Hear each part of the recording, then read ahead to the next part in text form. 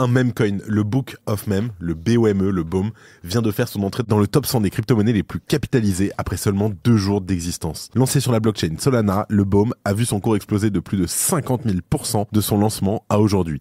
Alors, qu'est-ce qui en explique son succès ? Le Crypto Daily. Mon nom est Benjamin Cohen. Et vous êtes bien sur le Crypto Daily. Le podcast qui traite de l'actualité crypto, NFT et métaverse. Dans vos oreilles, chaque jour, du lundi au vendredi. Salut, c'est Benjamin du Crypto Daily, j'espère que vous avez passé un bon week-end. On parlera ensuite de la possible création d'un emoji Bitcoin avant de faire un point sur la situation de SBF. Mais avant tout ça, et comme d'habitude, le coin du marché avec notre partenaire Swissborg. Here comes the money. Here we go. Vous êtes habitués, le lundi, c'est le coin du marché avec Florent de chez Swissborg. Florent, comment ça va ? Écoute, ça va, merci Ben, et toi ? Ça va. Écoute, le marché monte, il y a eu une petite respiration, donc là au moment où on enregistre, on est sur un Bitcoin à 67 800, un Ether à 3500, l'Ether qui prend une grosse perte quand même, on est à 11% sur les 7, moins 11% sur les 7 derniers jours, et d'un côté on a le solde, le Solana, qui lui est en hausse totale, on a 40% sur 7 jours, et surtout on a passé les $208.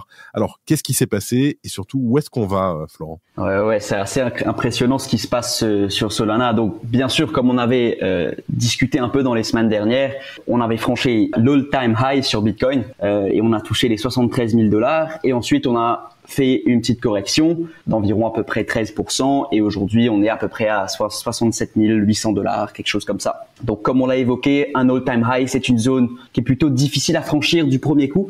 Et souvent, on a besoin de plusieurs tentatives. Et donc, je pense que sur ce point, la correction qu'on a sur les majeurs est plutôt saine. C'est une correction qui a permis de déleverager un peu le marché, de temporiser un peu, avant, je l'espère, un nouveau mouvement vers le nord. En effet, rien ne monte en ligne droite et quand on est dans les marchés financiers, il faut juste accepter cette réalité. Maintenant, est-ce que la baisse est terminée et à quoi on peut s'attendre dans les prochains jours ? C'est une question qui est très difficile à répondre. Donc, ce qu'il faut garder à l'esprit, c'est que même si le Bitcoin continue de corriger un peu, notre vision d'un marché haussier n'est pas remise en question pour le moment. Il y a un autre événement qui est plutôt important cette semaine, c'est la réunion du FOMC de la Fed. C'est à ce moment que la Fed prend des décisions concernant la politique monétaire, en particulier ce qui concerne les taux d'intérêt à court terme, afin de respecter leur double mandat de stabilité des prix et de croissance économique. Donc pour le moment, aucun changement dans la politique monétaire n'est prévu. Cependant, il sera intéressant d'écouter le discours de Powell et de rester attentif à toute surprise, car cela pourra influencer le marché à court terme. Après, comme tu l'as bien dit, Ben, un événement plutôt positif de la semaine, c'est la performance hors norme de Solana, qui a franchi sans aucun souci la barre des $200. C'est la première fois que Solana trade au-dessus des $200 depuis fin 2021, et il est actuellement sur un all-time high en termes de capitalisation boursière. Et tout cela est drivé par un volume assez important sur la chain, notamment avec une mania autour des meme coins.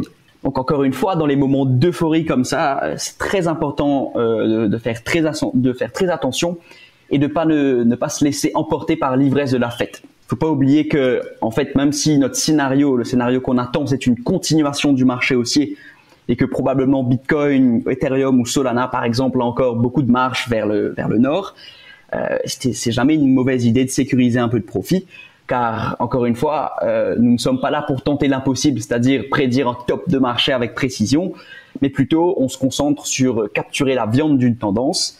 Et si vous avez suivi cette chaîne et si vous aviez été exposé au marché depuis le début de l'année dernière, en général, vous auriez dû être très dans le positif, et donc c'est jamais une mauvaise idée de prendre un peu de ses profits et de les sécuriser. Donc voilà pour moi cette semaine.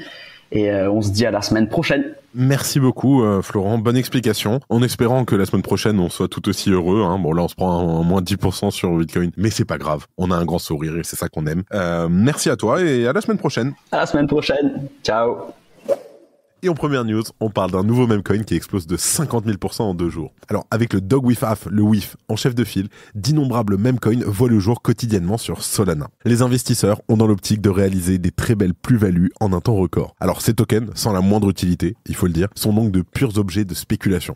Et sur ce type de token, les pertes sont proportionnelles aux possibilités de gains sur ce type d'altcoin. Et nombreux sont ceux qui y perdent de l'argent. Certains de ces altcoins se démarquent parfois, comme cela est le cas depuis plusieurs jours avec le lancement du token Book of Meme, le BOM.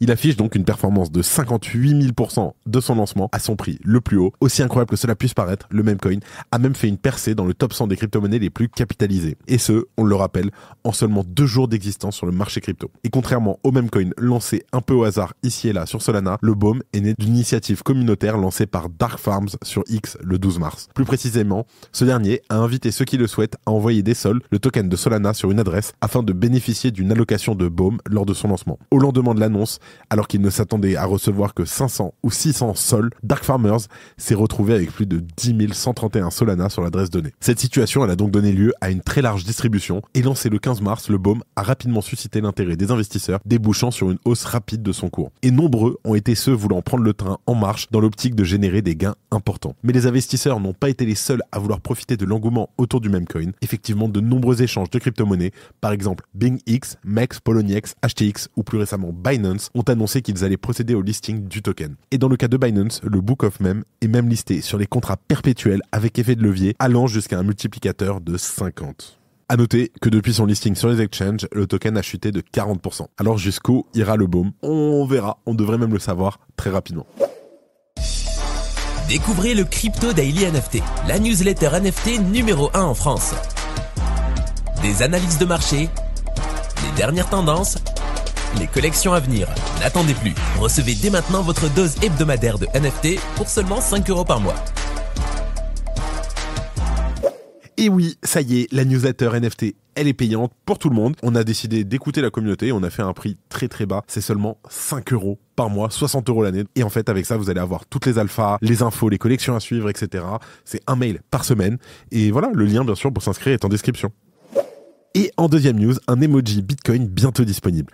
Alors, malgré les nombreuses voix qui continuent encore à hurler sa mort, Bitcoin fait bel et bien partie du paysage monétaire et financier mondial. Mais le débat là, cette fois, il est ailleurs. Et dans le cas présent, ce sont plus précisément les caractéristiques innovantes et emblématiques du Bitcoin qui sont mises en avant. Et cette question a débouché sur une procédure officielle très clairement intitulée « Bitcoin mérite un emoji ». Alors une initiative d'envergure mondiale portée par la société Nexo, dont le cofondateur et président exécutif Costa Kantchev est l'un des porte-paroles. Mais d'autres sociétés crypto se sont également joints à la fête, comme également la société mère de Bitcoin Magazine, Bitcoin Incorporation, BitGet ou encore Nansen. D'ailleurs, sachez que le Crypto Daily a aussi signé et participé à la pétition. L'objectif, elle est simple, soumettre cette demande au consortium Unicode afin qu'elle soit étudiée pour l'année 2024. Afin de participer à cette aventure, une pétition officielle a même été mise en place depuis le 7 mars dernier sur le site de change.org. Un document qui a récolté un peu plus de 6500 signatures.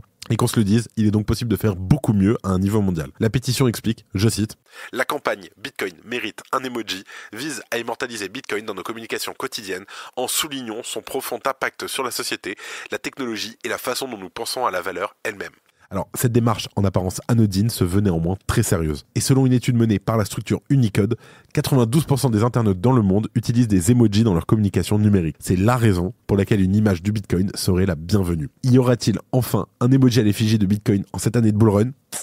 On sait pas encore, mais les espoirs restent permis, même si d'autres tentatives du même genre ont déjà été menées au cours des années passées.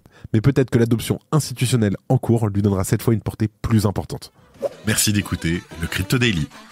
Et enfin, pour terminer, on parle de SBF qui risque 50 ans de prison. Alors, 4 mois après son procès riche en révélations, les procureurs américains ont demandé au juge Kaplan d'emprisonner l'ancien PDG de FTX pour une durée allant de 40 à 50 ans et d'appliquer une amende de 11 milliards de dollars. Une somme particulièrement prudente selon les procureurs qui précisent qu'1 milliard de dollars ont déjà été saisis dans le cadre de l'affaire Bankman-Fried. De l'argent à récupérer ici et là, il y en a beaucoup puisque l'ex-PDG de FTX a investi massivement dans des appartements de luxe ou même des entreprises. Mais aussi car ce dernier a contribué de manière importante importante au financement de nombreuses campagnes politiques, notamment lors des dernières élections présidentielles américaines en date. Et selon les procureurs, je cite, « Il s'agit de la plus grande infraction jamais commise en matière de financement de campagne. » Nous parlons ici de plus de 100 millions de dollars versés auprès de 300 politiciens et groupes d'action politique. La demande des procureurs, déversée à travers plus d'une centaine de pages, insiste sur le fait que SBF a agi au mépris de la loi et de son propre chef.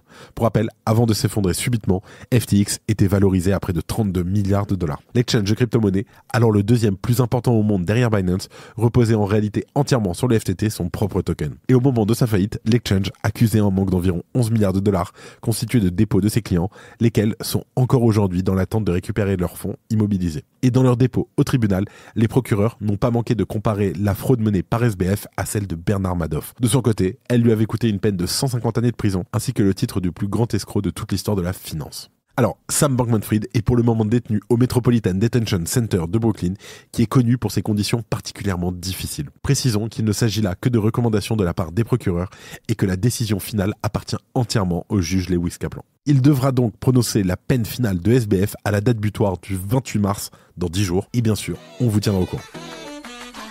Et avant de terminer, les actualités en bref avec notre partenaire Bean Crypto. Dubaï approuve une nouvelle régulation sur les cryptos. Le Centre financier international de Dubaï a annoncé l'adoption d'une nouvelle loi sur les cryptos visant à s'aligner sur les évolutions rapides des marchés financiers internationaux et à offrir une certitude juridique aux investisseurs. Reddit, visé par une enquête de la FTC à l'approche de son IPO. Alors Reddit fait l'objet d'une enquête de la FTC concernant ses pratiques de licence de données pour la formation en intelligence artificielle dans le cadre de sa préparation à une introduction en bourse très attendue.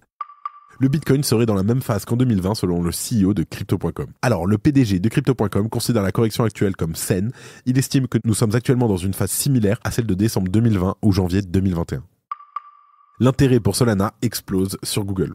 L'intérêt mondial pour Solana atteint un pic sur Google Trends, dépassant les niveaux précédents de décembre 2023. Les volumes on-chain ont également atteint un nouveau sommet, marqué bien sûr par une hausse de frais des transactions, mais aussi un record de top pour Solana qui est au-dessus des $200.